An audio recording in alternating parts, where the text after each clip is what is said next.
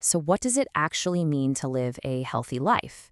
We toss that phrase around all the time, right? A happy and healthy life. But it turns out that what most of us think of as healthy, just not being sick, is only a tiny, tiny piece of the real picture. So let's break down what it's truly all about. I mean, think about it. For most of us, this is kind of the default setting. If you don't have a cold or a fever or some obvious ailment, you figure you're healthy. You're good to go. But what if that whole way of thinking is missing the point? What if real health isn't just about dodging illness, but about actively building something amazing? The actual definition is so much bigger. See? This right here, this completely flips the script. It's saying that health isn't just this neutral state of not sick. It's an active goal, an active pursuit of well-being across the board. It's about shifting our focus from just surviving to actually thriving. And it tells us we need to look way beyond just our physical bodies. Okay, so what are the building blocks for this total well-being? Well, we can break it all down into 4 key dimensions. Think of them like the 4 legs on a table. If one is too short or wobbly, the whole thing is off balance. You need all 4 to be strong. Here they are. Your total health is this balanced system made of 4 equal and, really importantly, interconnected parts. Your physical, your mental, your social, and your spiritual health. You can't just pour all your energy into one, like being a total gym rat, and expect everything else to just fall into place. Nope. Real, lasting health means nurturing all 4 of these areas.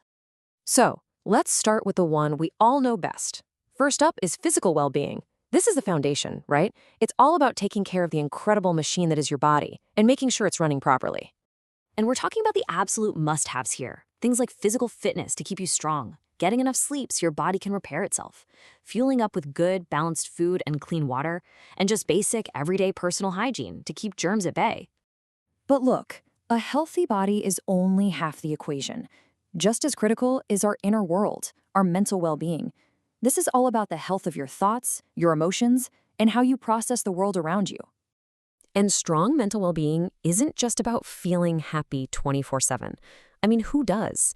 It's really about having the right tools in your mental toolbox to handle life. It means finding emotional balance, being able to solve problems, think critically about things, manage your time well, and make solid decisions. It's all about being resilient. All right, our third pillar. This one taps into a fundamental truth about us humans.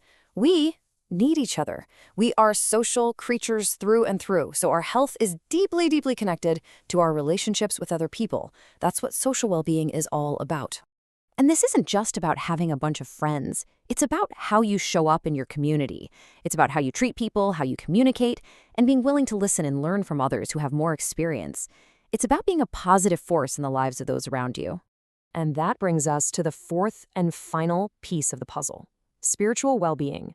Now, before you jump to conclusions, this is not necessarily about religion. It's about having a sense of purpose, a sense of meaning.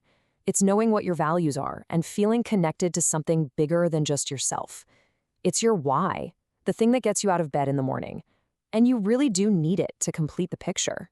Okay, so understanding these 4 dimensions is one thing, but the real question is, how do we actually work on them? The answer isn't some huge, dramatic life change. It's found in the little things we do consistently every single day. It's all about our daily habits. Exactly. It's not about some overnight miracle. Real, strong, sustainable health is built brick by brick, habit by habit, on a foundation of simple but powerful daily choices. These are the big 5, the absolute non-negotiables.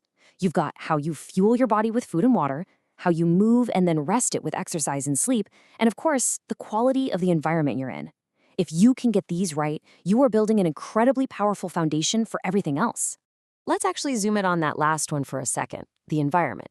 Specifically, the part of our environment we have almost complete control over, our own personal cleanliness. It sounds so basic, but mastering hygiene is one of the simplest and most effective ways to protect your physical health every day.